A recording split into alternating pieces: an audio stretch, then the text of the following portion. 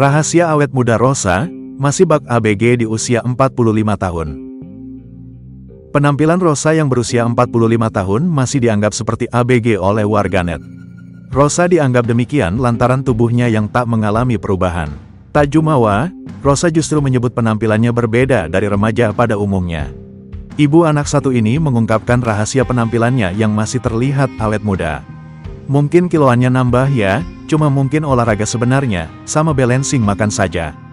Kalau dirasa naik, dikurangi, terus juga gula-gula mungkin konsumsinya berkurang. Pas sekarang nambah-nambah umur pasti garam sama gula disedikitin, ujarnya. Untuk urusan perawatan, Rosa mengaku bukan tipe wanita yang rutin ke salon. Ia hanya melakukan perawatan dari rumah saja. Kalau treatment itu aku nggak rutin sebetulnya. Justru apa yang aku lakukan di rumah kayak membersihkan muka itu wajib. Kalau habis dari mana-mana wajib bersihkan muka, cuci muka juga sabunnya pakai moisturizer, terus juga pakai pelindung. Karena mau bagaimanapun kulit harus tetap dirawat, katanya.